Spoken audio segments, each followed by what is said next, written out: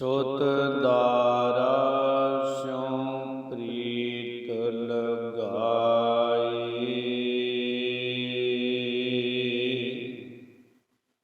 ਇਕ ਉਤਮਾ ਪੰਥ ਸੁਣਿਓ ਗੁਰ ਸੰਗਤ। ਤੇ ਮਲੰਤ ਜਮ ਤਰਾਸ ਮਿਟਾਈ। ਇਕ ਅਰਦਾਸ ਪਾਠ ਕੀਰਤ ਕੀ। ਗੁਰ ਰਾਮਦਾਸ ਰਾਖੋ ਸਰਨਾਈ। ਇਕ ਅਰਦਾਸ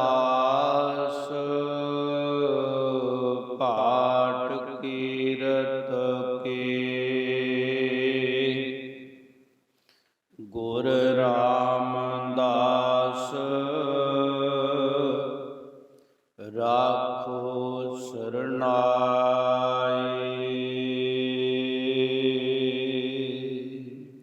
ਵਾਹਿਗੁਰੂ ਜੀ ਕਾ ਖਾਲਸਾ, ਵਾਹਿਗੁਰੂ ਜੀ ਕੀ ਫਤਿਹ। ਪਰਮ ਸਨਮਾਨਯੋਗ ਸਤਿਕਾਰਯੋਗ ਗੁਰੂ ਸਵਾਰੀ, ਗੁਰੂ ਪਿਆਰੀ, ਗੁਰੂ ਕਾ ਖਾਸ ਰੂਪ ਖਾਲਸਾ ਸਾਧ ਸੰਗਤ ਜੀਓ। ਸਤਿਗੁਰਾਂ ਦੀ ਅਤਿਅੰਤ ਬਖਸ਼ਿਸ਼ ਦੇ ਸਦਕਾ ਸਰਬੱਤ ਮਾਈ ਭਾਈ ਗੁਰਸਿੱਖ ਸੰਗਤਾਂ ਮਿਲ ਜੁਲ ਕੇ ਅੰਮ੍ਰਿਤ ਵੇਲੇ ਤੋਂ ਲੈ ਕਰ ਅੰਮ੍ਰਿਤ ਕੇ ਦਾਤੇ ਸਤਿਗੁਰੂ ਗੁਰੂ ਗੋਬਿੰਦ ਸਿੰਘ ਸਾਹਿਬ ਮਹਾਰਾਜ ਸੱਚੇ ਪਾਤਸ਼ਾਹ ਜੀ ਦੀ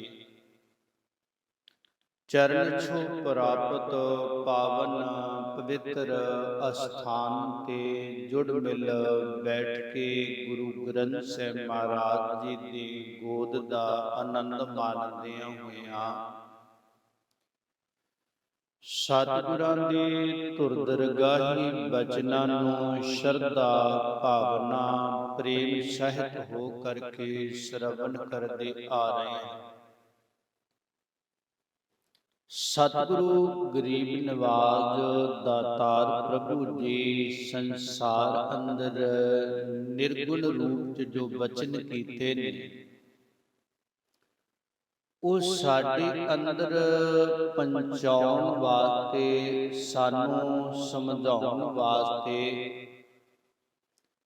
ਅਕਾਲ ਪੁਰਖ ਵਾਹਿਗੁਰੂ ਜੀ ਨੇ ਆਪਣਾ ਸਰਗੁਣ ਸਰੂਪ ਸੰਸਾਰ ਅੰਦਰ ਪ੍ਰਗਟ ਕੀਤਾ ਹੈ।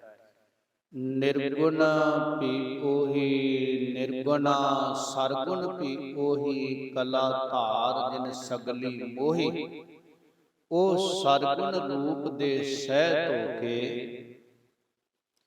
ਜਦ ਸੱਚੀ ਸਰਕਾਰ ਸੰਸਾਰ ਵਿੱਚ ਅਵਤਰਨ ਧਾਰਦੇ ਨੇ ਤੇ ਆ ਕਰਕੇ ਸਮੇਂ ਅਨੁਸਾਰ ਸੰਸਾਰ ਦੇ ਜੀਵਾਂ ਨੂੰ ਪਰਮ ਪਿਤਾ ਪਰਮਾਤਮਾ ਦਾ ਮਾਰਗ ਜਿਹੜਾ ਉਹਦੇ ਤੇ ਟੁਰ ਕੇ ਸੇਵਾ ਕਰਕੇ ਆਪ ਕਿਵੇਂ ਭਾਵੇਂ ਆਪ ਜੁੜੇ ਨੇ ਪਰ ਬਾਹਰੀ ਤੌਰ ਤੇ ਸੰਸਾਰ ਨੂੰ ਮਾਰਗ ਪਾ ਕੇ ਦੇਣ ਲਈ ਉਹ ਸੰਸਾਰ ਨੂੰ ਸਿੱਖਿਆ ਦਿੰਦੇ ਹੋਏ ਆਪ ਕਮਾ ਕੇ ਧਿਆ ਕੇ ਉਹ ਬਚਨ ਸੰਗਤ ਦੇ ਪ੍ਰਤੀ ਬਖਸ਼ਿਸ਼ ਕਰਕੇ ਸੰਗਤ ਨੂੰ ਜੋੜਦੇ।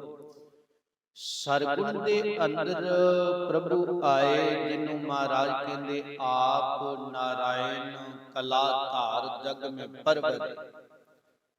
ਸਰਗੁਣਤਾ ਦੀ ਆਰੰਭਤਾ ਸਤਿਗੁਰੂ ਨਾਨਕ ਦੇਵ ਮਹਾਰਾਜ ਸੱਚੇ ਪਾਤਸ਼ਾਹ ਉਸ ਅਕਾਲ ਪੁਰਖ ਵਾਹਿਗੁਰੂ ਜੀ ਦਾ ਸਵਰੂਪ ਨੇ ਨਿਰਗੁਣ ਦਾ ਉਪਦੇਸ਼ ਦ੍ਰਿੜ ਕਰਨ ਵਾਸਤੇ, ਨਿਰਗੁਣ ਦਾ ਉਪਦੇਸ਼ ਬਖਸ਼ਿਸ਼ ਕਰਨ ਵਾਸਤੇ, ਕਮਾਉਣ ਵਾਸਤੇ ਤੇ ਧਿਆਉਣ ਵਾਸਤੇ ਸਾਨੂੰ ਉਹਨਾਂ ਨੇ ਮਾਰਗ ਦਿੱਤਾ ਹੈ।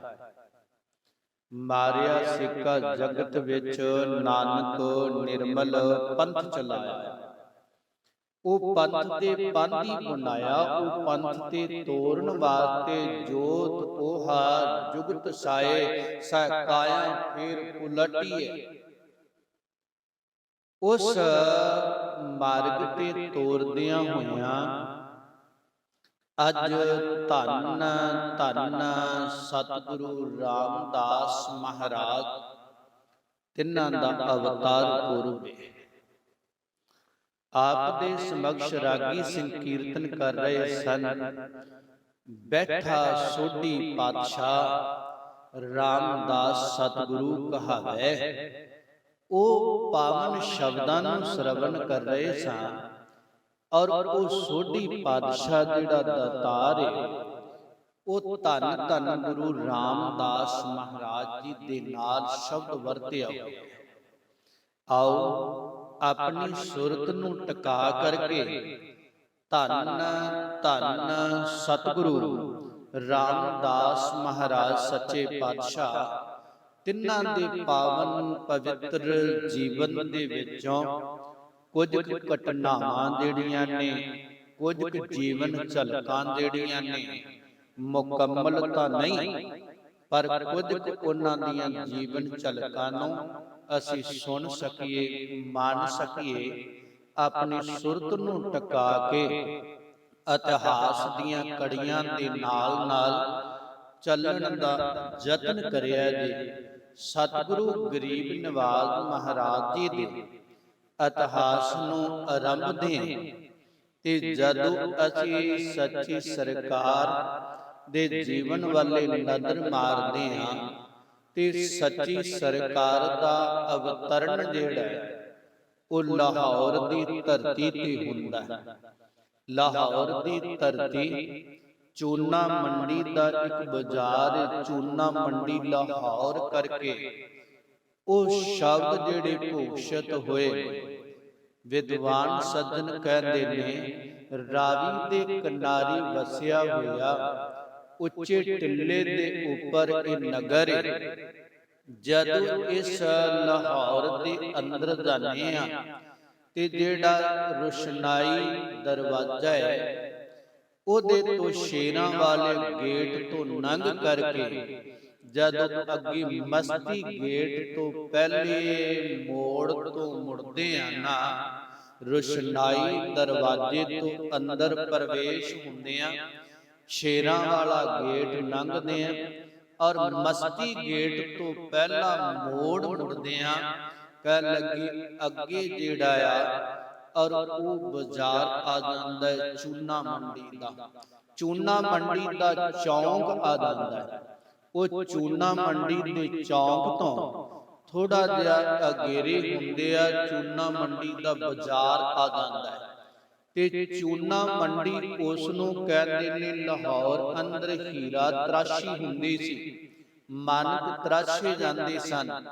ਉਹ ਮਾਨਕ ਤਰਾਸ਼ਦਿਆਂ, ਹੀਰੇ ਤਰਾਸ਼ਦਿਆਂ ਔਰ ਉਹਨਾਂ ਦੇ ਜਿਹੜੇ ਬਾਰੀਕ ਟੁਕੜੇ ਨਿਕਲ ਆਉਂਦੇ ਸੀ ਨਾ, ਮੋਟੇ ਹੀਰੇ, ਵੱਡੇ ਹੀਰੇ, ਮਾਨਕ ਆਦਿ ਇੱਕ ਪਾਸੇ ਵੱਡੇ ਇਹਨਾਂ ਦਾ ਕਾਰੀਗਰਾਂ ਦਾ ਕਾਰੋਬਾਰ ਚੱਲਦਾ ਸੀ। ਇਹ ਬਾਰੀਕੀ ਵਾਲਾ ਮਾਲ ਇਕੱਠਾ ਕਰਕੇ ਇੱਕ ਪਾਸੇ ਚੂਨ ਭੂਨ ਜਿਹੜੀ ਵਿਕਦੀ ਸੀ, ਬਾਰੀਕੀ ਦਾ ਸਮਾਨ ਕਿਸੇ ਨੇ ਲੈਣਾ ਹੈ ਉਸ ਬਾਜ਼ਾਰ ਵਿੱਚ ਚਲੇ ਜਾਓ। ਚੂਨੀ ਦਾ ਅਰਥ ਹੀ ਮਾਨਕ ਦੀਆਂ ਕਣੀਆਂ, ਹੀਰੇ ਦੀਆਂ ਕਣੀਆਂ। ਉਹ ਜਿੱਥੋਂ ਕਣੀਆਂ ਟੁਕੜੇ ਬਾਰੀਕ ਤੋਂ ਬਾਰੀਕ ਮਿਲ ਜਾਂਦੇ ਸਨ, ਉਸ ਬਾਜ਼ਾਰ ਦਾ ਨਾਂ ਹੀ ਚੂਨਾ ਮੰਡੀ ਰੱਖ ਦਿੱਤਾ ਸੀ। ਕਿਸੇ ਨੇ ਜ਼ਿਆਦੇ ਬਾਰੀਕ ਟੁਕੜੇ ਲੈਣੇ ਨੇ, ਚੂਨਾ ਮੰਡੀ ਵਿੱਚ ਜਾਓ ਤਾਂ ਚੂਨ ਭੂਨ ਮਿਲ ਜਾਵੇ, ਉੱਥੇ ਜਾਓ।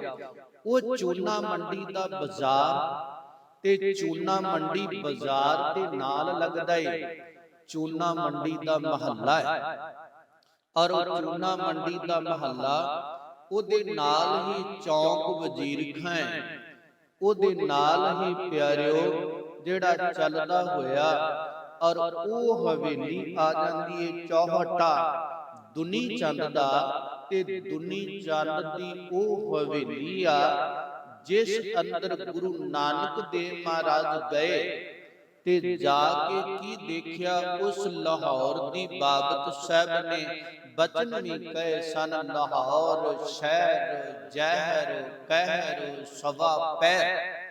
ਮਹਾਰਾਜ ਨੇ ਤੱਕਿਆ, ਉੱਥੇ ਆਪਣਾ ਜੀਵਨ ਨਿਰਵਾਹ ਕਰਨ ਵਾਸਤੇ ਹਰ ਕੋਈ ਕਿਸੇ ਤੇ ਕਹਿਰ ਪਿਆ ਢਾਉਂਦਾ ਹੈ। ਮਹਾਰਾਜ ਸਾਹਿਬ ਨੇ ਤੱਕਿਆ, ਅਗਿਆਨਤਾ ਦੀ ਅੰਧਕਾਰ ਅਵਿਦਿਆ ਦੀ ਨੀਂਦੇ ਭੂਖ ਲੋਕ ਸੁੱਤੇ ਪਏ ਨੇ, ਔਰ ਅੰਮ੍ਰਿਤ ਵੇਲਾ ਜਿਹੜਾ ਕਿਸੇ ਦੇ ਕੋਲ ਨਹੀਂ, ਸਭ ਗਵਾਏ ਜਾਂਦੇ ਨੇ। ਸਵਾ ਪੈਰ ਅੰਮ੍ਰਿਤ ਵੇਲਾ ਜਿਹੜਾ ਗਵਾ ਕਰਕੇ ਸਭ ਕੁਝ ਲਾਹੌਰ ਵਿੱਚੋਂ ਮਿਲਦਾ ਹੈ, ਪਰ ਅੰਮ੍ਰਿਤ ਵੇਲਾ ਸਭਨਾਂ ਦਾ ਬਰਬਾਦ। ਮਹਾਰਾਜ ਨੇ 15 ਪੌੜੀਆਂ ਉੱਥੇ ਆਸਾ ਜੀ ਦੀ ਵਾਰ ਦੀਆਂ ਉਚਾਰੀਆਂ। ਉਹ ਦੁਨੀ ਚੰਦ ਨੂੰ ਵੀ ਉਪਦੇਸ਼ ਦਿੱਤਾ, ਦੁਨੀਆ ਵਾਲਿਆਂ ਨੂੰ ਵੀ ਜਗਾਇਆ ਕਿ ਰੱਬ ਵਾਲੇ ਪਾਸੇ ਨੂੰ ਤੁਰੋ। ਨਾਨਕ ਗੁਰੂ ਨਾ ਚੇਤਨੀ ਮਨ ਆਪਣੇ ਸੁਚੇਤ, ਛੁੱਟਾ ਤੇਲ ਬਵਾੜ ਦਿਓ ਸੁਣਿਆ ਅੰਦਰ ਖੇਤ, ਐਉਂ ਰਹਿ ਜਾਓਗੇ। ਗੁਰੂ ਨੂੰ ਚਿਤਵੋ, ਗੁਰੂ ਨੂੰ ਚਿਤਵੋਗੇ ਤੇ ਪੱਲੇ ਕੁਝ ਪਏਗਾ ਨਹੀਂ ਤੇ ਨਹੀਂ। ਖੈਰ ਗੁਰੂ ਨਾਨਕ ਸਾਹਿਬ ਮਹਾਰਾਜ ਉੱਥੇ ਗਏ ਨੇ, ਉਪਦੇਸ਼ ਦਿੱਤਾ ਹੈ। ਉੱਥੇ ਪਿਆਰਿਓ ਉਸ ਜਗ੍ਹਾ ਦੇ ਅੰਦਰ ਜਿਹੜਾ ਚੂਨਾ ਮੰਡੀ ਦਾ ਮਹੱਲਾ ਹੈ, ਉੱਥੇ ਕੁਝ ਘਰ ਵਸਦੇ ਨੇ, ਸੋਢੀਆਂ ਨੇ। ਆ ਸੋਢੀ ਸ਼ਬਦ ਜਿਹੜਾ ਹੈ, ਇਹਦੀ ਆਰੰਭਤਾ ਜਿਹੜੀ ਕਿੱਥੋਂ ਕੋ ਹੋਈ ਆ, ਵਿਦਵਾਨ ਸੱਜਣਾ ਨੇ ਆਪਣੀ ਆਪਣੀ ਬੁੱਧ ਦੇ ਮੁਤਲਕ ਇਹਦਾ ਖੁਲਾਸਾ ਕੀਤਾ ਹੈ। ਜਦ ਅਸੀਂ ਧੰਨ ਗੁਰੂ ਗੋਬਿੰਦ ਸਿੰਘ ਮਹਾਰਾਜ ਜੀ ਦੀ ਕਲਮ ਬੰਦ ਕੀਤੇ, ਉਹਨਾਂ ਦੇ ਸੁਭਾਈਵਾਨ ਮੁਖਾਰ ਬਿੰਦ ਤੋਂ ਉਚਾਰਨ ਕੀਤੇ ਬਚਨ, ਬਚਿੱਤਰ ਨਾਟਕ ਦੇ ਬਚਨਾਂ ਨੂੰ ਪੜ੍ਹਦੇ ਹਾਂ, ਉਹਦੇ ਅੰਦਰ ਮਹਾਰਾਜ ਦੋ ਰਾਜਿਆਂ ਦਾ ਜ਼ਿਕਰ ਕਰਦੇ, ਔਰ ਉਹ ਦੋ ਰਾਜੇ ਮਹਾਰਾਜ ਸੱਚੇ ਪਾਤਸ਼ਾਹ ਕਹਿੰਦੇ ਕਾਲ ਕੇਤ ਭਇਓ ਬਲੀ ਅਪਾਰਾ। ਇੱਕ ਰਾਜੇ ਦਾ ਨਾਮ ਹੈ ਕਾਲ ਕੇਤ, ਉਹਦੇ ਕੋਲ ਤਾਕਤ ਬੜੀ ਏ, ਬਲ ਬੜਾ ਹੈ। ਕਹਿੰਦੇ ਕਾਲ ਰਾਏ ਜਿਨ ਨਗਰ ਨਿਕਾਰਾ। ਇਹ ਦੋ ਰਾਜੇ ਨੇ, ਉਸ ਨਗਰ ਦੇ ਵਿੱਚ ਰਹਿੰਦੇ ਨੇ, ਉਸ ਲਾਹੌਰ ਦੇ ਵਿੱਚ ਰਹਿੰਦੇ। ਕਹਿੰਦੇ ਕਿ ਕਾਲ ਕੇਤ ਵਿੱਚ ਇੰਨੀ ਕੁ ਤਾਕਤ ਆ ਗਈ, ਉਹਨੇ ਆਪਣੇ ਬਲ ਨੂੰ ਤਾਕਤ ਨੂੰ ਪਾ ਕੇ ਤੇ ਕਾਲ ਰਾਏ ਨੂੰ ਆਪਣੇ ਨਗਰ ਵਿੱਚੋਂ ਕੱਢ ਦਿੱਤਾ। ਕਹਿੰਦੇ ਜਿਉਂ ਕਾਲ ਰਾਏ ਇੱਥੋਂ ਭੱਜਿਆ ਤੇ ਭਾਜ ਸਨੌੜ ਦੇਸ਼ ਤੇ ਗਏ, ਔਰ ਉਹ ਜਿਉਂ ਭੱਜਿਆ ਉਹਨੂੰ ਟਿਕਾਣਾ ਕਿਤੇ ਨਾ ਮਿਲਿਆ। ਉਹ ਭੱਜ ਕੇ ਸਨੌੜ ਦੇਸ਼ ਵਿੱਚ ਚਲਾ ਗਿਆ। ਇਹ ਸਨੌੜ ਦੇਸ਼ ਜਿਹੜਾ ਹੈ ਮੈਂ ਅੱਗੇ ਬਿਆਨ ਕਰਨਾ ਹੈ। ਕਹਿੰਦੇ ਉਹ ਸਨੌੜ ਦੇਸ਼ ਦੇ ਵਾਸੀ ਹੋਏ ਤੇ ਜਾ ਕੇ ਤਾਹੀ ਭੂਪਜਾ ਵਿਆਹਤ ਪਏ, ਕਿਉਂਕਿ ਸ਼ਸਤਰਧਾਰੀ ਸੀ ਕਾਲ ਰਾਏ, ਬੜਾ ਸਨੱਧਬੱਧ ਸੂਰਮਾ ਸੀ। ਜਦ ਸਨੌੜ ਦੇਸ਼ ਦੇ ਵਿੱਚ ਗਏ ਨੇ ਤੇ ਜਾ ਕਰਕੇ ਆਪਣਾ ਬਾਹੂਬਲ ਦਿਖਾਇਆ। ਉਹ ਸਨੌੜ ਦੇਸ਼ ਦਾ ਰਾਜਾ ਜਿਹੜਾ ਸੀ, ਉਹਨੇ ਆਪਣੀ ਪੁੱਤਰੀ ਦਾ ਵਿਵਾਹ ਔਰ ਪਿਆਰੇ ਉਸ ਰਾਜੇ ਦੇ ਨਾਲ ਕਰ ਦਿੱਤਾ। ਇਸ ਰਾਜੇ ਦੇ ਨਾਲ ਕਰਤਾ ਪਤਹੀ ਭੂਪਜਾ ਵਿਆਹਤ ਭਏ। ਉਥੋਂ ਦੀ ਲੜਕੀ ਨਾਲ ਵਿਆਹ ਹੋਇਆ ਤੇ ਫਿਰ ਕਹਿੰਦੇ ਤੇ ਪੁੱਤਰ ਭਇਓ ਜੋ ਧਾਮਾ। ਉਸ ਲੜਕੀ ਦੇ ਉਦਰ ਤੋਂ ਜਿਹੜਾ ਪੁੱਤਰ ਦਾ ਜਨਮ ਹੋਇਆ, ਜਿਹੜੀ ਸਨੌੜ ਦੇਸ਼ ਦੀ ਵਾਸੀ ਲੜਕੀ ਸੀ ਨਾ, ਔਰ ਇਸ ਕਾਲ ਰਾਏ ਦੇ ਨਾਲ ਵਿਆਹੀ ਗਈ, ਇਹਦੇ ਉਦਰ ਤੋਂ ਜਿਹੜਾ ਬੱਚਾ ਜਨਮਿਆ, ਕਹਿੰਦੇ ਔਰ ਸੋਢੀ ਰਾਏ ਧਰਾ ਤੇ ਨਾਮਾ। ਉਹ ਸਨੌੜਾ ਨਾਂ ਦੀ ਲੜਕੀ ਸੀ। ਇਹ ਸਨੌੜਾ ਦੇਸ਼ ਜਿਹੜਾ ਨਾ ਰਾਜਾ ਜੈ ਸਿੰਘ ਦੀ ਰਾਜਧਾਨੀ, ਉਹਦੀ ਸੰਤਾਨ ਦਾ ਇਲਾਕਾ ਮੰਨਿਆ ਗਿਆ ਹੈ। ਵਿਦਵਾਨਾਂ ਨੇ ਕਿਹਾ ਇਹ ਰਾਜਾ ਜੈ ਸਿੰਘ ਜਿਹੜਾ ਹੈ, ਔਰ ਇਹ ਸਨੌੜਾ ਨਾਮ ਦੀ ਲੜਕੀ ਦੇ ਉਧਰ ਲੜਕੀ ਜਿਹੜੀ ਆ ਨਾ, ਉਹਦੇ ਤੇ ਰਾਜੇ ਜਨਮੇਜੇ ਦੇ तो उपजया होया जेड़ा सी ना और प्यारियो पुत्र जय सिंह सी सनौड़ा नाम दी लड़की तो और वो सनौड़ देश उस लड़की तो पिया सी सनौड़ दा इलाका जेड़ा और प्यारियो कहंदे कि ओदे तो उपजया जेड़ा ਇਹ ਪੁੱਤਰ ਸੀ ਜੈ ਸਿੰਘ ਇਹਦੀ ਸੰਤਾਨ ਦਾ ਇਲਾਕਾ ਸੀ ਜਿੱਥੇ ਜਾ ਕੇ ਤਹੀ ਭੂਪ ਜਾ ਵਿਆਹਤ ਭਏ ਉਸ ਰਾਜੇ ਦੀ ਲੜਕੀ ਵਿਆਹੀ ਤੇ ਉਹਦੇ ਉਧਰ ਤੋਂ ਜਿਹੜਾ ਪੁੱਤਰ ਉਪਜਿਆ ਉਹਦਾ ਸੋਢੀ ਰਾਏ ਧਰਾ ਤੇ ਨਾਮਾ ਉਹਦਾ ਨਾਮ ਸੋਢੀ ਰਾਏ ਰੱਖ ਦਿੱਤਾ ਤੇ ਪਿਆਰਿਓ ਬੰਸ ਸਨੌੜ ਤਾ ਦਿਨ ਤੇ ਥੀਆ उस दिन तो सनौड़ वंश सोढियां दी वंश चली आ उस दिन तो सोढी शब्द दा जन्म होया है सनौड़ देश दी लड़की दे उधर तो उपजन वाले पुत्र दा नाम सोढी राय रखया गया ते ओदे अगे जेडे पुत्र पुआतरे जम्मे ना उन्हां दी अल सोढी पई एदू पहला सोढी नाम नहीं लभदा और उस सनौड़ देश तो जे पासे कर दी और सोढी राय ते धरा नामा कहंदे ओदा नाम जेड़ा है सोढी राय रखया गया वंश सनौड़ तादिन ते थिया परम पवित्र पुरख जो किया कह लगे सोढी राय दा जन्म होया उन्हां सोढियां ने आ करके प्यारे फिर हमला कीता ते उन्हां ने लाहौर ते राज अजमा ले जदों बैठे ने और प्यारियो ते ओ सोढियां ने बैठना कीता ते चलदियां होया हुण जेड़े दूजे सन काल केत दी औलाद ओदे तो अगे बेदी चले ने और उन्हां नूं बुझाया ओ भजदे होए भटकदे होए कांछी विच चले गए ते जदों कांछी विच गए ना ते कांछी विच जाके उन्हां ने वेद पढ़े बड़ी मेहनत कीती वेदां नूं रटन कीता जुबानी याद कीता ते इधर राजे ने पता लग्या साडी संतान इक्को असी इक्को औलाद हां ते साडे जात भाई जेड़े बड़े विद्वान बन गए उन्हां दी बड़ी जय जयकार हुंदी आ फिर उन्हें पत्रका भेज के अपने जात भाइयां नूं सद्या ते जदों आए उन्हां ने आके भरी सभा विच जबानी वेद सुनाए ना वो पाठ सुनाए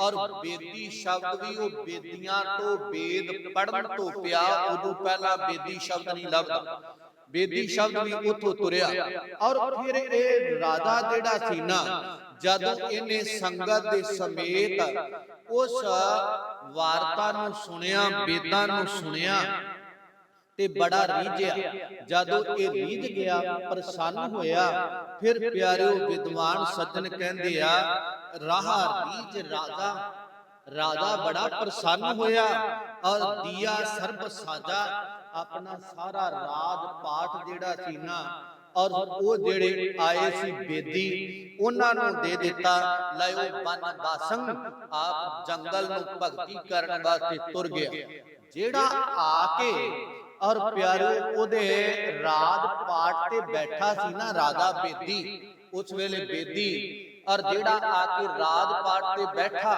लाहौर दी राजधानी ते ओदा नाम विद्वानां ने लिखिया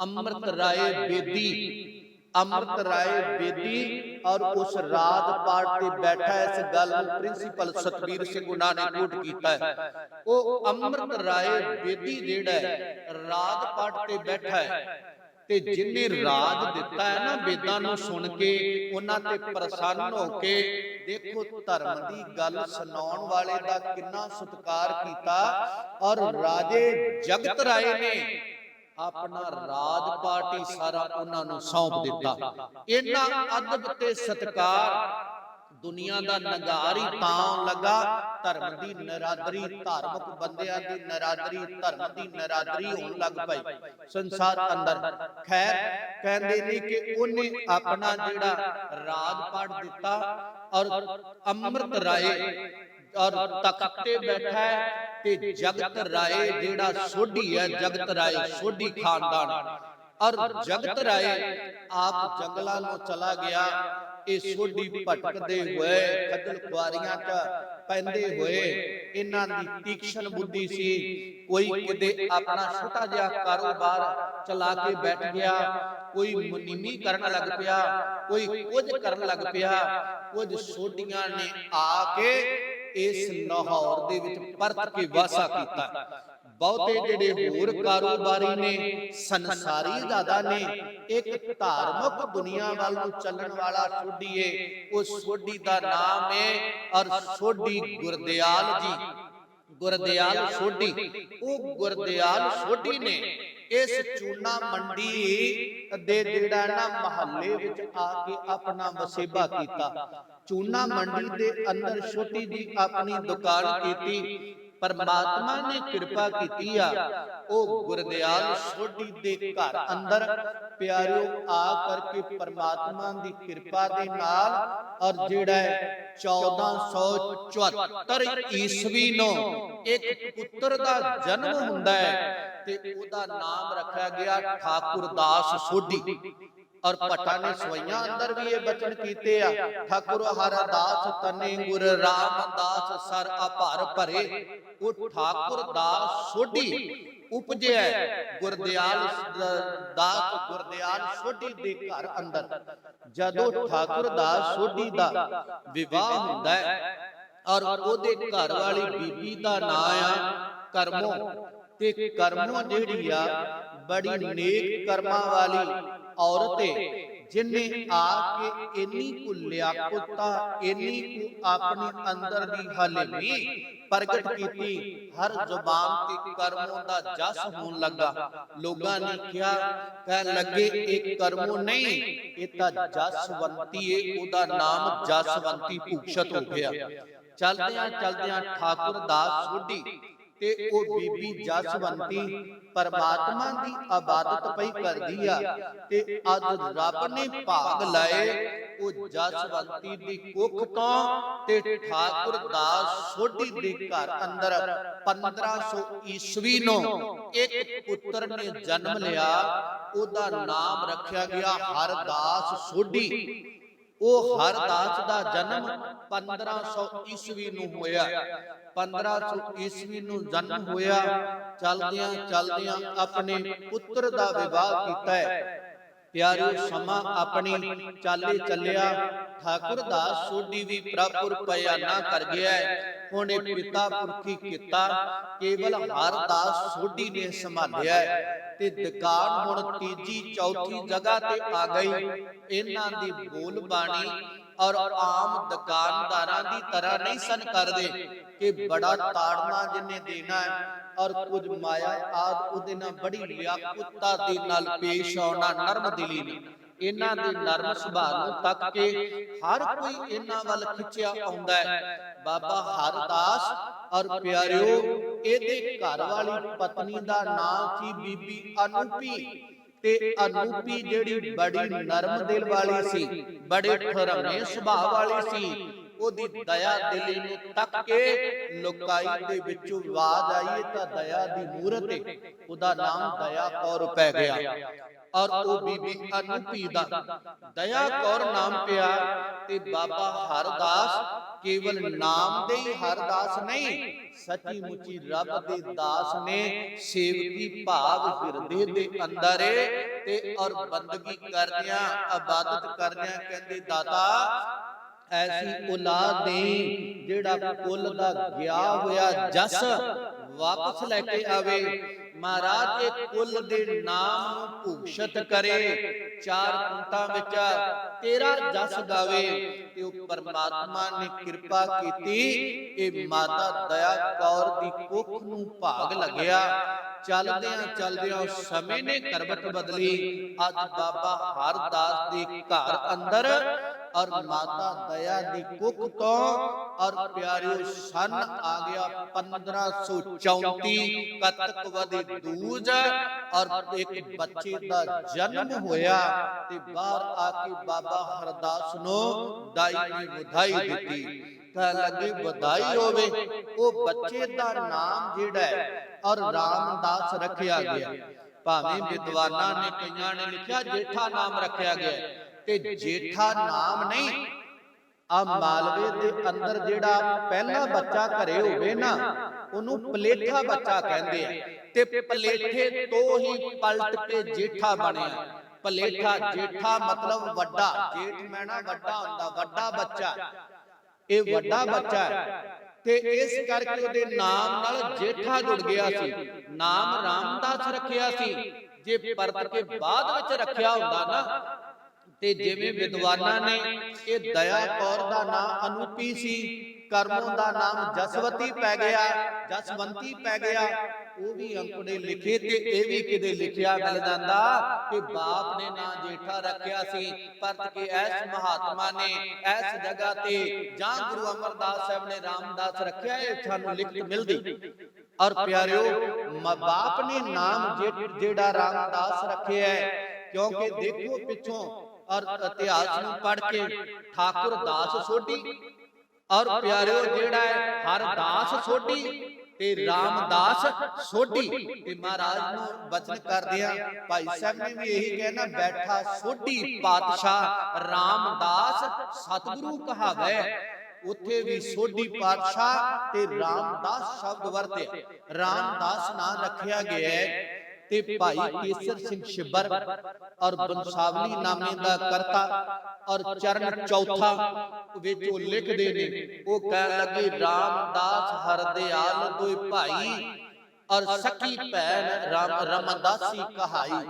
ਕਹਿੰਦੇ ਇੱਕ ਇਹਨਾਂ ਦਾ ਭਰਾ ਸੀ ਜਿਹਦਾ ਨਾਮ ਹਰਦਿਆਲ ਸੀ, ਇੱਕ ਭੈਣ ਵੀ ਉਹਨਾਂ ਲਿਖੀ ਜਿਹਦਾ ਨਾਮ ਰਮਦਾਸੀ ਸੀ।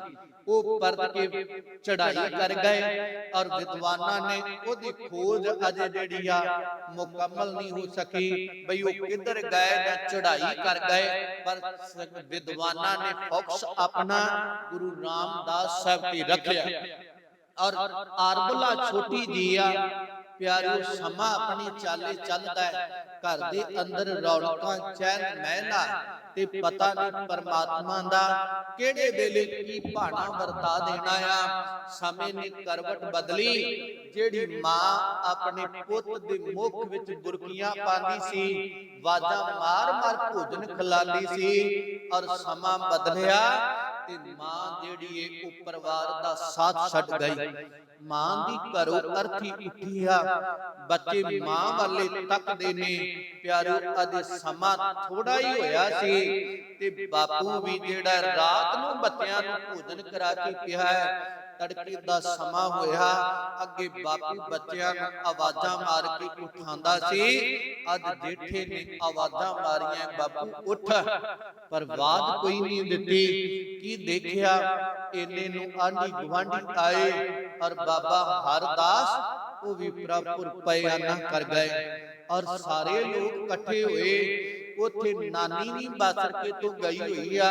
ਔਰ ਪਿਆਰਿਓ, ਜਦੋਂ ਧੀ ਚੜਾਈ ਕੀਤੀ ਸੀ ਨਾ, ਘਰ ਨੂੰ ਸੰਭਾਲਣ ਵਾਲਾ ਕੋਈ ਨਹੀਂ ਸੀ। ਨਾਨੀ ਉੱਥੇ ਗਈ ਹੋਈ ਆ ਔਰ ਦੇਖਿਆ ਅੰਤਮ ਕਿਰਿਆ ਕੀਤੀ ਗਈ ਆ। ਪਿਤਾ ਦੀ ਅਰਥੀ ਘਰ ਵਿੱਚੋਂ ਉੱਠੀ ਆ। ਅੱਜ ਬੱਚਿਆਂ ਦਾ ਆਸਰਾ ਜਿਹੜਾ ਆ, ਦੋਨੇ ਪੱਖ ਟੁੱਟ ਗਏ ਨੇ। ਕਿਵੇਂ ਜੀਵਨ ਚੱਲੇਗਾ? ਅਸੀਂ ਵਾਲ ਤੱਕਦੇ ਆਪਣੇ ਬੱਚਿਆਂ ਵੱਲ ਨੂੰ ਔਰ ਵਾਰ-ਵਾਰ ਉਹਨਾਂ ਦੇ ਅੱਗੇ ਭਵਿੱਖ ਦੀ ਆਸ਼ਾ ਕਰਦੇ ਆ। ਮਾਂ ਦੀਆਂ ਸਦਰਾਂ ਵੱਖ ਨੇ, ਬਾਪ ਦੀ ਮੰਜ਼ਲ ਵੱਖੇ।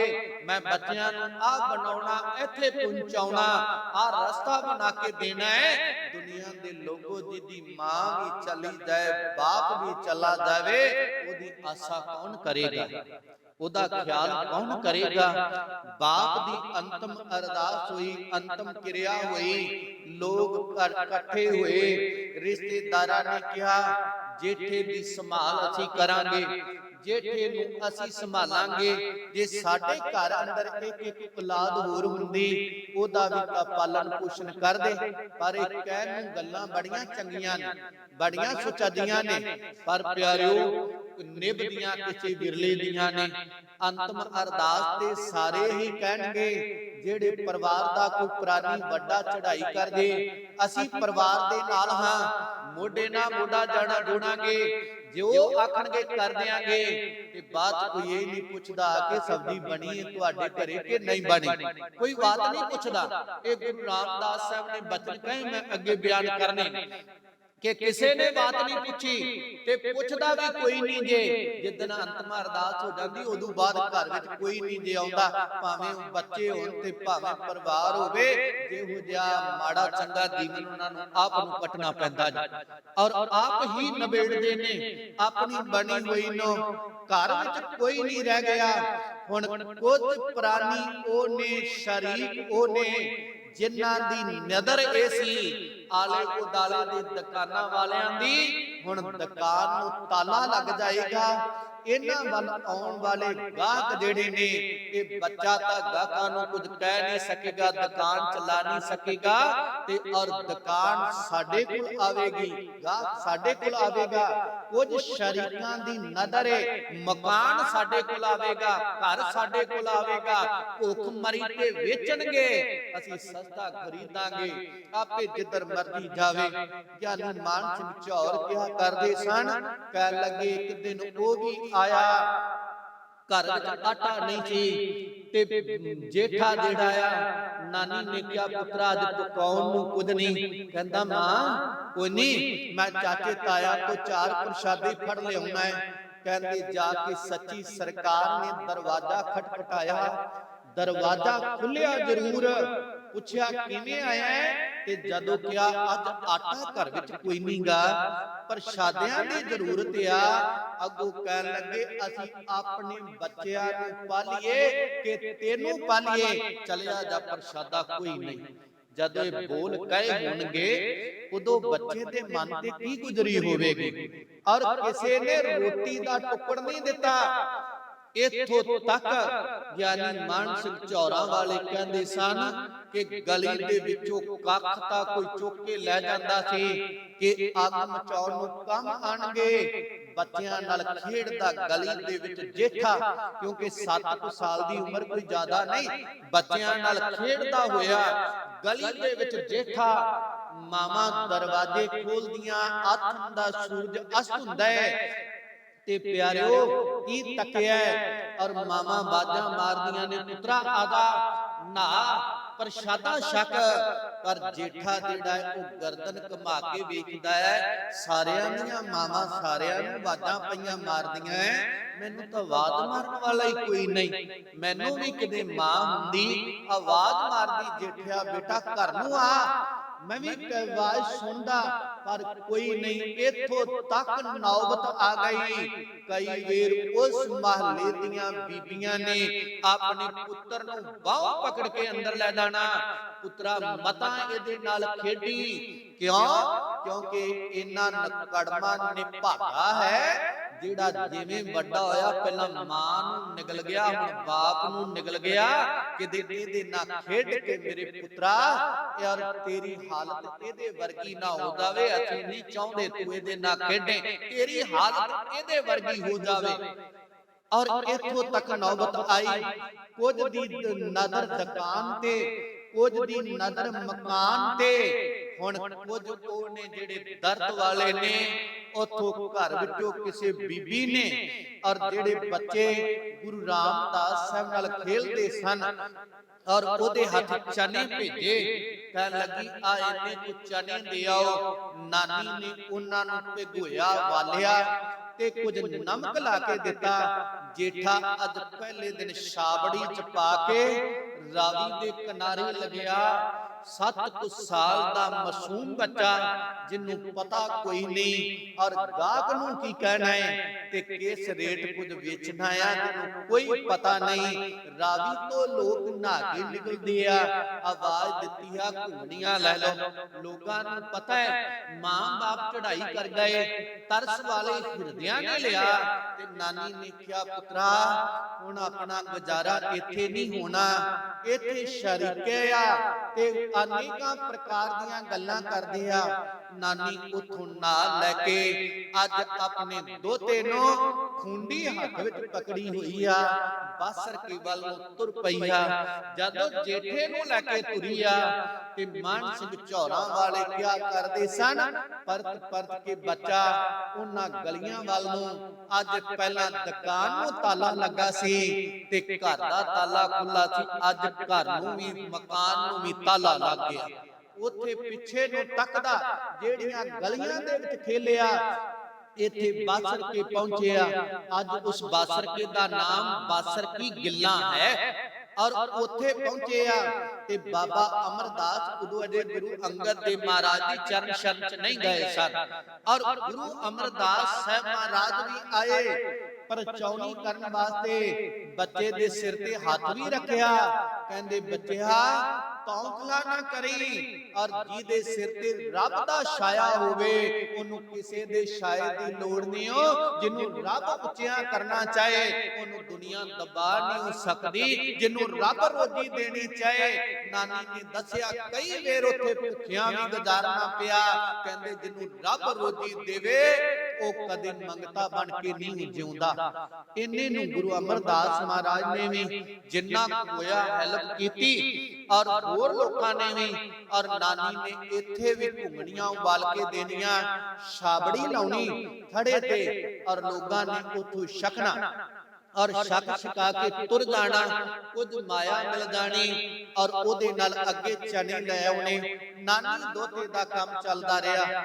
ਇੰਨੇ ਨੂੰ ਪਿਆਰਿਓ ਸਮੇਂ ਨੇ ਕਰਵਟ ਬਦਲੀ। ਗੁਰੂ ਅਮਰਦਾਸ ਮਹਾਰਾਜ ਨੇ ਗੁਰੂ ਅੰਗਦ ਦੇਵ ਮਹਾਰਾਜ ਦੇ ਹੁਕਮ ਨਾਲ ਬਿਆਸਾ ਦੇ ਕਿਨਾਰੇ ਔਰ ਗੋਇੰਦਵਾਲ ਨਵਾਂ ਨਗਰ ਵਸਾਇਆ। ਤੇ ਗੁਰੂ ਅੰਗਦ ਦੇਵ ਮਹਾਰਾਜ ਨੇ ਕਿਹਾ ਸੀ ਪੁਰਖਾ ਪਰਿਵਾਰ ਸਮੇਤ ਇੱਥੇ ਨਵੇਂ ਨਗਰ ਵਿੱਚ ਵਸ। ਅੱਜ ਇਹ ਗੁਰੂ ਅਮਰਦਾਸ ਮਹਾਰਾਜ ਬਾਸਰਕੀ ਗਿੱਲਾਂ ਤੋਂ ਪਰਿਵਾਰ ਨੂੰ ਲੈ ਕੇ ਔਰ ਪਿਆਰਿਓ ਜਦੋਂ ਗੋਇੰਦਵਾਲ ਨੂੰ ਤੁਰਨ ਲੱਗੇ ਔਰ ਨਾਨੀ ਤੇ ਦੋਤਾ ਵੀ ਨਾਲ ਚਲੇ ਗਏ। ਉੱਥੇ ਜਾ ਕੇ ਵਾਸਾ ਕੀਤਾ ਹੈ। ਕਿਉਂ? ਉੱਥੇ ਸੰਗਤਾਂ ਬਹੁਤੀਆਂ ਆਉਂਦੀਆਂ ਨੇ। ਇਹ ਬੱਚਾ ਉੱਥੇ ਵੀ ਛਾਬੜੀ ਲਾਉਂਦਾ ਹੈ ਔਰ ਬੜੇ ਪ੍ਰੇਮ ਦੇ ਨਾਲ। ਔਰ ਜਿੰਨੇ ਛਕਦੇ ਨੇ, ਕੋਈ ਦੁਆਨੀ ਦਿੰਦਾ, ਕੋਈ ਦੁੱਕੀ ਦਿੰਦਾ ਹੈ। ਜਦੋਂ ਵੇਖਣਾ ਕਿ ਨਾਨੀ ਦੋਤੇ ਦਾ ਗੁਜ਼ਾਰਾ ਵੀ ਚੱਲ ਜਾਏਗਾ ਤੇ ਕੱਲ ਨੂੰ ਇਹ ਚਨੇ ਵੀ ਆ ਜਾਣਗੇ, ਵਾਧੇ ਜਿਹੜੇ ਭੁੱਖੇ ਬੈਠੇ ਹੋਣੇ ਉਹਨਾਂ ਨੂੰ ਖਵਾ ਦੇਣੇ, ਵਰਤਾ ਦੇਣੇ। ਬੜਿਆਂ ਨੇ ਆ ਕੇ ਸਲੌਤਾ ਕਰਨੀ ਕਿ ਪਿਆਰਿਓ ਗੁਰੂ ਸਾਹਿਬ ਦੇ ਕੋਲ ਮਹਾਰਾਜ ਬੱਚਾ ਘੋੜੀਆਂ ਬੜੀਆਂ ਸਵਾਦ ਬਣਾਉਂਦਾ ਹੈ, ਬੜੇ ਸੁੰਦਰ ਤਰੀਕੇ ਨਾਲ ਸਾਰਿਆਂ ਨਾਲ ਪੇਸ਼ ਆਂਦਾ ਹੈ। ਤੇ ਜਦੋਂ ਛਾਬੜੀ ਮੁੱਕ ਜਾਂਦੀ ਆ ਫਿਰ ਆ ਕੇ ਬੌਲੀ ਦੀ ਸੇਵਾ ਪਿਆ ਕਰਦਾ ਹੈ। ਮਹਾਰਾਜ ਸੱਚੀ ਸਰਕਾਰ ਦੀਨ ਦੁਨੀ ਦੇ ਮਾਲਕ ਬੈਠੇ ਨੇ, ਤੱਕਦੇ ਆ ਔਰ ਉਹ ਭਾਈ ਜੇਠਾ ਸੇਵਾ ਕਰਦਾ ਹੈ। ਔਰ ਸੇਵਾ ਕਰਦਿਆਂ ਕਰਦਿਆਂ ਇੱਕ ਸਮਾਂ ਆਉਂਦਾ ਹੈ, ਔਰ ਮੈਂ ਸੰਖੇਪ ਵਿੱਚ ਅਰਜ਼ ਕਰ ਰਿਹਾ ਹੈ। ਇੱਕ ਸਮਾਂ ਆਉਂਦਾ ਹੈ, ਟੋਕਰੀ ਢੋਂਦਾ ਹੈ ਜੇਠਾ ਸਿਰ ਤੇ ਘਰ ਵਿੱਚੋਂ ਮਾਂ ਮਨਸਾ ਦੇਵੀ ਆਈ ਗੁਰੂ ਅਮਰਦਾਸ ਮਹਾਰਾਜ ਦੀ ਮਹਿਲ। ਔਰ ਗੁਰੂ ਅਮਰਦਾਸ ਮਹਾਰਾਜ ਦੀ ਧਰਮ ਸੁ ਪਤਨੀ ਆ ਕੇ ਕਹਿਣ ਲੱਗੀ, ਹੈ ਔਰ ਪਤੀ ਸਤਿਗੁਰੂ ਜੀ, ਔਰ ਬੇਨਤੀ ਹੈ ਤੁਹਾਡੀ ਬੇਟੀ ਭਾਨੀ ਜਿਹੜੀ ਆ ਉਹ ਵਰ ਦੇ ਯੋਗ ਹੋ ਗਈ ਆ। ਬੀਬੀ ਭਾਨੀ ਤੇ ਭਾਈ ਜੇਠੇ ਦੀ ਆਜੂ ਤਕਰੀਬਨ ਔਰ ਜਿਹੜੀ ਆ 18 ਸਾਲ ਦੇ ਕਰੀਬ ਹੋ ਗਈ। ਮੈਂ ਕਰੀਬ ਸ਼ਬਦ ਵਰਤਿਆ ਔਰ ਕਰੀਬ ਹੋ ਗਈ ਆ।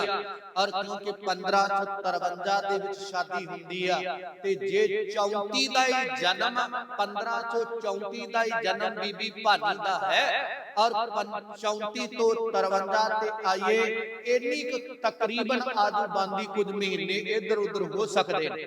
ਔਰ ਪਿਆਰਿਓ ਆਜੂ ਹੋਈ ਤੇ ਔਰ ਮਾਂ ਮਨਸਾ ਦੇਵੀ ਨੇ ਕਿਹਾ, ਕਹਿਣ ਲੱਗੀ ਮਨਸਾ ਦੇਵੀ ਨੂੰ ਧੰਨ ਗੁਰੂ ਅਮਰਦਾਸ ਮਹਾਰਾਜ ਕਹਿੰਦੇ, ਮਨਸਾ ਦੇਵੀਏ ਤੂੰ ਲੜਕੀ ਦੀ ਮਾਂ ਆ ਤੇ ਮਾਂ ਦੀ ਆਸ਼ਾ ਹੁੰਦੀ ਆ ਮੇਰਾ ਦਾਮਾਦ ਇਹੋ ਜਿਹਾ ਹੋਵੇ। ਦੱਸ ਤੇਰਾ ਦਾਮਾਦ ਕਿਹੋ ਜਿਹਾ ਚਾਹੀਦਾ ਹੈ? ਤੇ ਕੋਲ ਦੀ ਟੋਕਰੀ ਛੱਡ ਕੇ ਲੰਘਦੇ ਪਏ ਸਨ ਭਾਈ ਜੇਠਾ ਜੀ। ਕਹਿਣ ਲੱਗੀ ਇਹੋ ਜਿਹੇ ਨਕਸ਼ੋ ਨੁਹਾਨ ਹੋਣ, ਇਹੋ ਜਿਹੀ ਡੀਲ ਡੋਲ ਹੋਵੇ, ਇਸ ਤਰ੍ਹਾਂ ਦਾ ਮੁੰਡਾ ਹੋਵੇ। ਤੇ ਹੱਸ ਕੇ ਕਹਿੰਦੇ ਮਨਸਾ ਦੇਵੀਏ ਇਹੋ ਜਿਹਾ ਤਾਂ ਇਹੀ ਹੈ, ਇਹਦੇ ਵਰਗਾ ਕੋਈ ਦੂਜਾ ਨਹੀਂ ਹੋ ਸਕਦਾ। ਫਿਰ ਤੇਰੀ ਬੇਟੀ ਦਾ ਰਿਸ਼ਤਾ ਇਹਨੂੰ ਕਰ ਦੇ।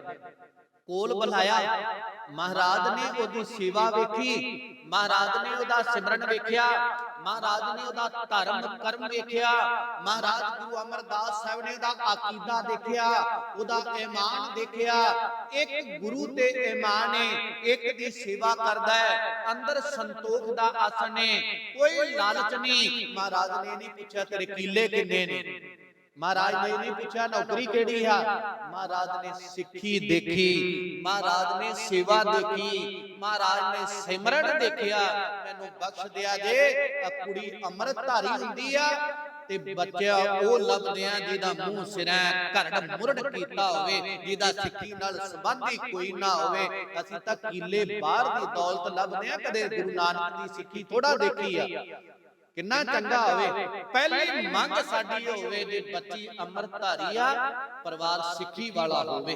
गुरु नानक साहब दी सिक्खी नूं पहला देख सिखा, फिर गल बनेगी। महाराज सच्चे पातशाह ने अपनी बेटी दा नाता और प्यारिओ और ओदे नाल कर दिता ते अगों पुछ लिया कि मां मनसा देवी ने कहंदी माता पिता भावें गुरु अमरदास साहब नूं पता है ते अगों अखां भर के कहा सी महाराज पिता सतगुरु कोई गल करने वाला नहीं मेरा धरिया।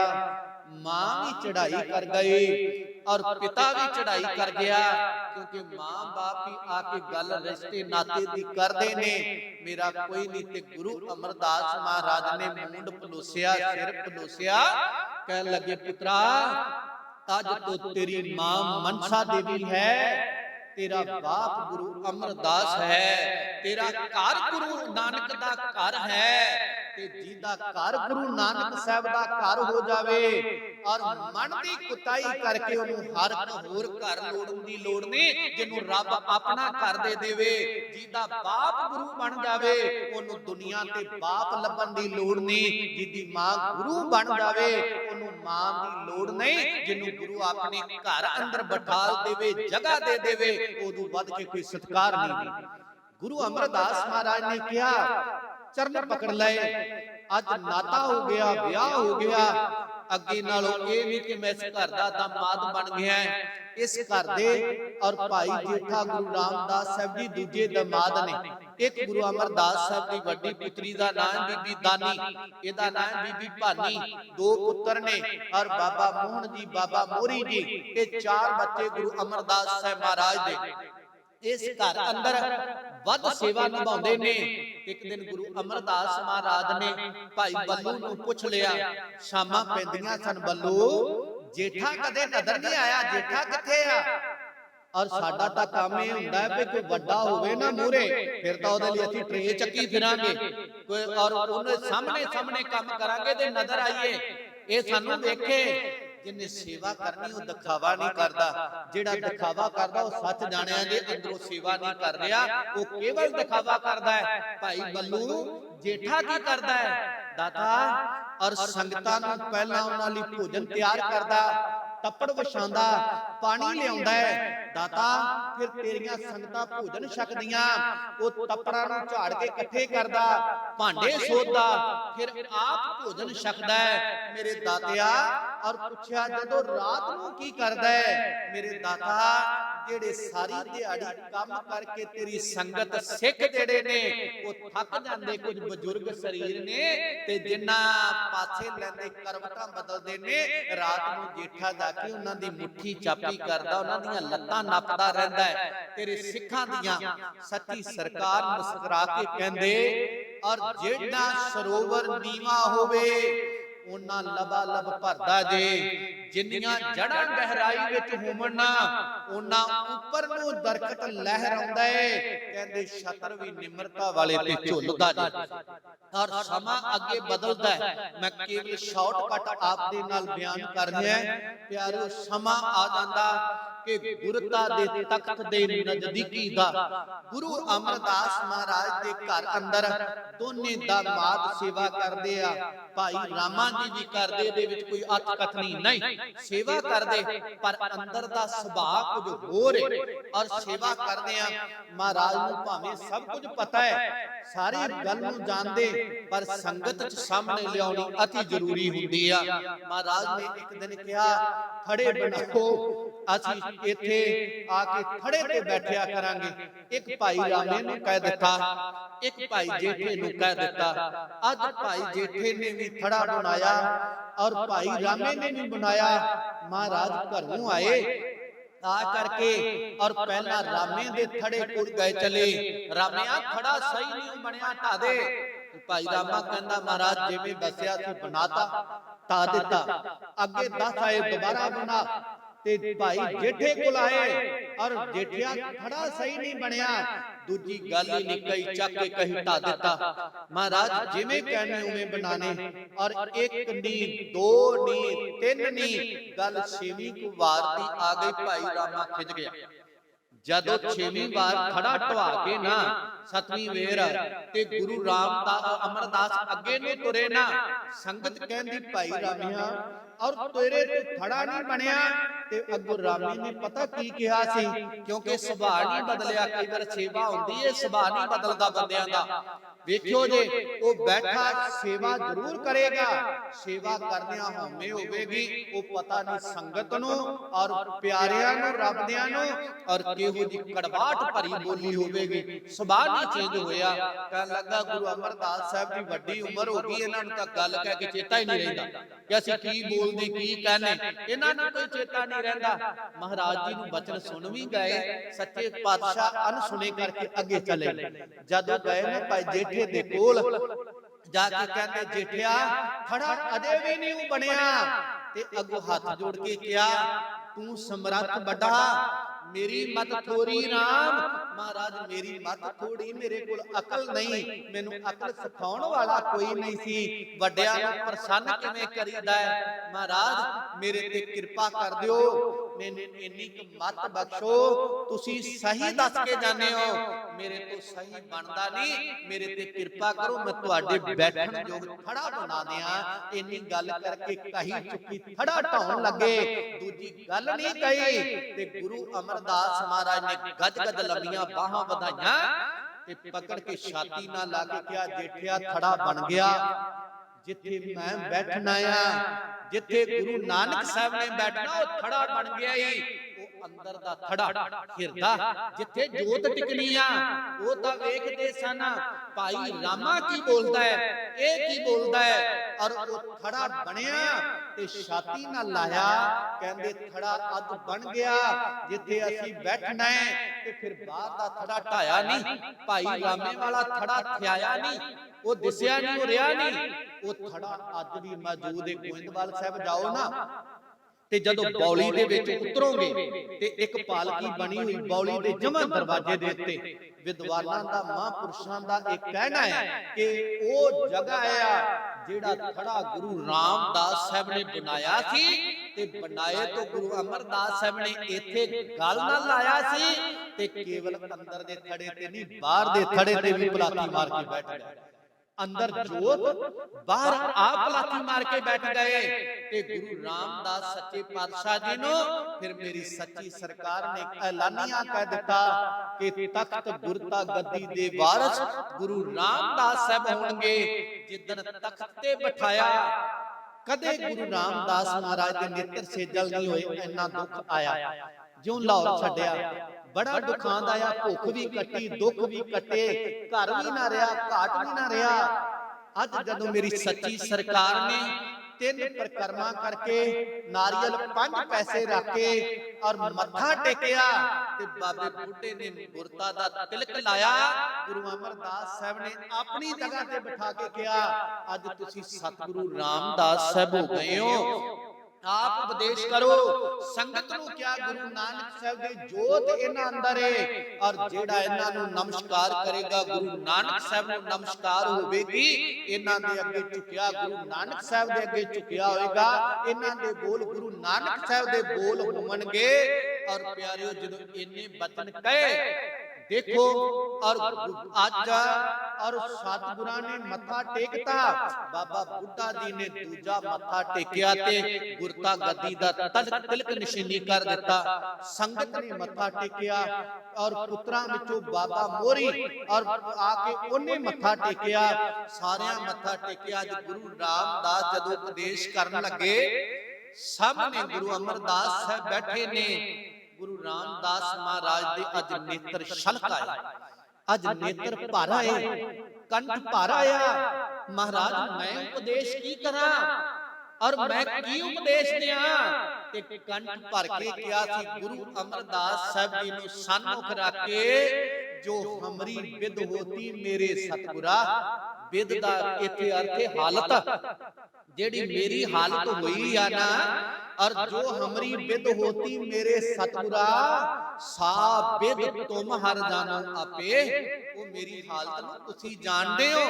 ਹਮ ਰੁਲਤੇ ਫਿਰਤੇ ਕੋਈ ਬਾਤ ਨਾ ਪੁੱਛਤਾ। ਇਹ ਸੀਨ ਸੀਗਾ ਲਾਹੌਰ ਦੀਆਂ ਗਲੀਆਂ ਦਾ, ਜਿੱਥੇ ਕੋਈ ਬਾਤ ਨਹੀਂ ਸੀ ਪੁੱਛਦਾ, ਕੋਈ ਇਹ ਨਹੀਂ ਸੀ ਕਹਿੰਦਾ ਜੇਠਿਆ ਚਾਹ ਪਾਣੀ ਪੀਣਾ ਹੀ ਕਿ ਨਹੀਂ, ਔਰ ਕੁਝ ਖਾਦਾ ਹੀ ਕਿ ਖਾਣਾ ਹੀ। ਹਮ ਰੁਲਤੇ ਫਿਰਤੇ ਕੋਈ ਬਾਤ ਨਾ ਪੁੱਛਤਾ।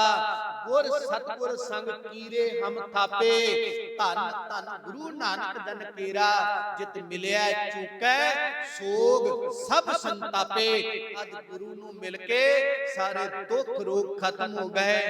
ਜਿਹਨੂੰ ਘਰੇ ਪੈਣ ਵਾਸਤੇ ਕੋਈ ਆਵਾਜ਼ ਨਹੀਂ ਸੀ ਮਾਰਦਾ, ਹਜ਼ਾਰਾਂ ਦੀ ਤਾਦਾਦ ਅੰਦਰ ਉਹਦੇ ਬਣੇ ਹੋਏ ਕਮਰੇ ਨੇ, ਸੰਗਤਾਂ ਪੈਂਦੀਆਂ ਨੇ।